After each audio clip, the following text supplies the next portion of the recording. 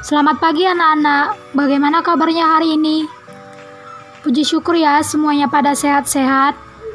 Oh iya, tadi sudah berdoa belum? Jika belum, kita berdoa terlebih dahulu ya agar diberikan kelancaran dan kemudahan.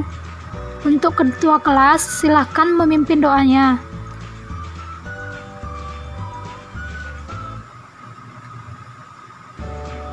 Lain kali, sebelum melaksanakan segala sesuatunya, kita harus berdoa terlebih dahulu ya, agar diperlancar, dimudahkan, seperti dalam proses belajar kita hari ini. Baiklah, selanjutnya Ibu akan mengabsen kalian ya.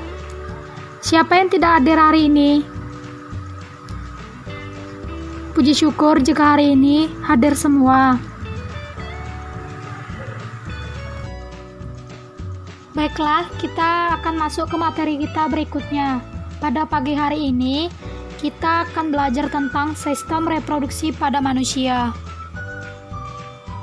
Yang akan kita pelajari yaitu yang pertama, sistem reproduksi manusia, yang kedua, pembelahan sel, yang ketiga, kelainan dan penyakit pada sistem reproduksi, dan yang terakhir yaitu pola hidup yang menunjang kesehatan. Untuk materi yang pertama yaitu sistem reproduksi manusia. Apakah yang dimaksud dengan reproduksi? Adakah murid-murid Ibu yang tahu? Ya, kamu, Andi, silakan. Ya, benar. Reproduksi adalah cara makhluk hidup untuk menghasilkan individu baru yang memiliki sifat yang sama dengan induknya. Mengapa harus bereproduksi? Ya, kegunaannya untuk mempertahankan atau melestarikan jenisnya. Pada sistem reproduksi manusia terbagi menjadi dua, yaitu yang pertama organ reproduksi pada pria, yaitu ada penis yang berfungsi sebagai saluran kencing dan saluran sperma. Yang kedua, skrotum, bagian seperti kantung yang di dalamnya terdapat testis yang berfungsi menjaga suhu testis agar sesuai untuk diproduksi sperma. Yang ketiga yaitu testis. Testis ini bagian yang bentuknya bulat telur yang tersimpan dalam skrotum yang berfungsi untuk memproduksi sperma dan hormon testosteron. Yang keempat itu ada epididymis. Epididymis ini merupakan saluran yang keluar dari testis yang terbentuk seperti tanda koma dengan sekitar 4 cm, berfungsi sebagai tempat penyimpanan sperma sementara. Yang kelima itu ada vas deferens. Saluran ini panjangnya yang mengarah ke atas dan merupakan lanjutan dari epididymis yang berfungsi menghubungkan epididymis dan uretra. Yang keenam itu ada uretra. Saluran yang terdapat dalam penis yang merupakan akhir dari saluran reproduksi yang berfungsi sebagai saluran keluarnya sperma dan urin. Yang ketujuh, kelenjar vesicula seminalis. Bagian yang berbentuk seperti kantung kecil yang berukuran kurang lebih 5 cm yang terletak di belakang kantung kemih yang berfungsi menghasilkan zat-zat yang diperlukan untuk perkembangan sperma. Yang kedelapan, kelenjar prostat yang merupakan bagian yang berbentuk seperti kue donat yang terletak di bawah kantung kemih, berfungsi menghasilkan cairan bersifat asam. Dan yang terakhir yaitu kelenjar Cowper, bagian yang berbentuk seperti kacang yang terletak di bawah kelenjar prostat yang berfungsi menghasilkan lendir dan cairan bersifat basah. Baik, kepada anak-anak Ibu, adakah yang ingin ditanyakan? Jika tidak ada, Ibu akan melanjutkan menjelaskan materi yang berikutnya. Selanjutnya yaitu organ reproduksi pada wanita. Yang pertama, vagina. Bagian yang paling sering disebut sebagai alat reproduksi wanita ini memiliki tempat di bagian dalam, di belakang kandung kemih. Fungsi vagina adalah jalan masuk sperma menuju rahim dan jalan keluar darah menstruasi serta jalur lahir bayi. Yang kedua yaitu serviks. Jalan masuk antara rahim atau uterus dan vagina ini disebut leher rahim. Bagian yang paling rentan terhadap penyakit ini berbentuk dinding sempit namun dapat melebar ketika proses persalinan. Yang ketiga yaitu ovarium. Sama seperti tuba Fallopi, dinding telur juga berjumlah 2 buah dan terletak di kedua sisi rahim. Ovarium berbentuk oval sebesar ibu jari. Disinilah produksi sel telur, hormon estrogen, dan progesteron terjadi. Yang keempat yaitu uterus atau rahim adalah bagian dari sistem reproduksi yang bentuknya serupa dengan buah pir. Uterus merupakan ruang bagi janin untuk tumbuh berkembang selama masa kehamilan. Uterus tersusun dari otot yang sifatnya elastis sehingga mampu membesar dan mengikuti ukuran janin. Dan yang terakhir atau yang keenam yaitu endometrium adalah lapisan terdalam dalam rahim dan tempatnya menempelnya ovum yang telah dibuahi. Untuk melanjutkan ke materi berikutnya, adakah dari anak-anak ibu yang tahu pembelahan sel terbagi menjadi berapa? Ya, kepada Rani dipersilahkan. Ya, benar. Pembelahan sel terbagi menjadi 2, yaitu yang pertama pembelahan sel secara mitosis dan secara meiosis.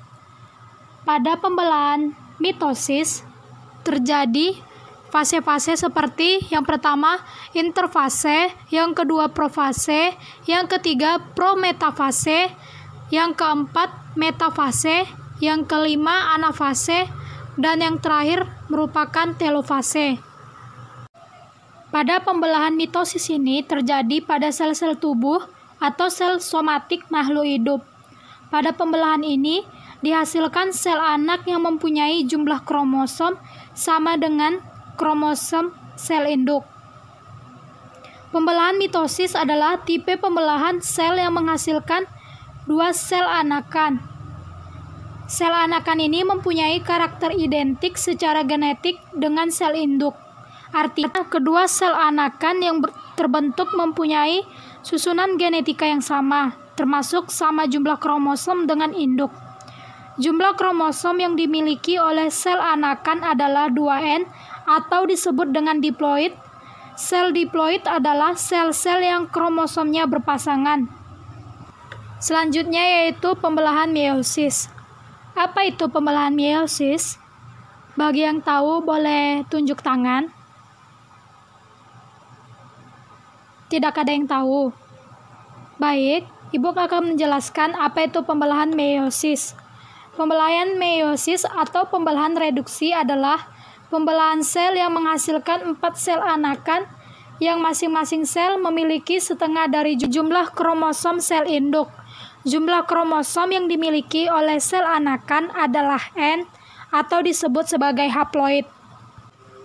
Adapun tahapan-tahapan dalam pembelahan meiosis ini yaitu profase 1, metafase 1, anafase 1, telofase 1, profase 2, metafase 2, anafase 2, dan telofase 2.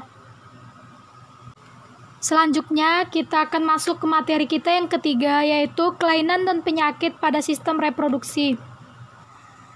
Adapun penyakitnya yaitu yang pertama kanker serviks, yang kedua endometriosis, yang ketiga HIV/AIDS, yang keempat fibroid rahim, yang kelima kanker ginekologi, dan yang terakhir yaitu radang kandung kemih.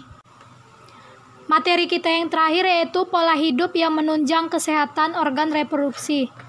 Yang pertama itu yaitu tidak merokok, yang kedua itu mengonsumsi makanan bergizi, yang ketiga menghindari mengonsumsi alkohol. Masih banyak pola hidup yang bisa kita terapkan dalam kehidupan kita sehari-hari untuk menunjang kesehatan organ reproduksi kita. Baiklah, selanjutnya mari kita evaluasi materi kita pada hari ini. Siapa yang ingin menyimpulkan materi kita pada hari ini? Bagi yang ingin menyampaikan pendapatnya, tolong angkat tangannya. Ya, kepada Andika dipersilahkan. Ya, benar. Ibu butuh 2 orang yang akan menyimpulkan materi kita pada hari ini. Satu lagi, Ibu ingin 1 orang lagi untuk menyimpulkan materi kita. Ya, kepada Dila dipersilahkan. Baik, terima kasih. Yang dikatakan kedua teman kalian tadi itu sudah benar. Pada hari ini kita telah belajar tentang pengertian, pembelahan sel, kelainan dan penyakit pada sistem reproduksi manusia, dan pola hidup yang menunjang kesehatan. Untuk minggu depan, Ibu menugaskan kalian semua untuk mencari apa saja penyebab terjadinya kelainan atau penyakit pada sistem reproduksi manusia. Adakah yang ingin ditanyakan? Oke, jika tidak ada, Ibu cukupkan untuk hari ini. Untuk tugasnya jangan lupa dikerjakan, dan di rumah jangan lupa dipelajari kembali apa yang telah dipelajari hari ini. Terima kasih kepada anak-anak Ibu semua yang telah mendengarkan pembelajaran kita pada hari ini, dan selamat pagi semuanya. Sampai bertemu minggu depan pada pertemuan kita selanjutnya. Semoga minggu depan kita masih dapat bertemu dengan keadaan sehat tanpa kekurangan apapun. Sampai bertemu kembali semuanya.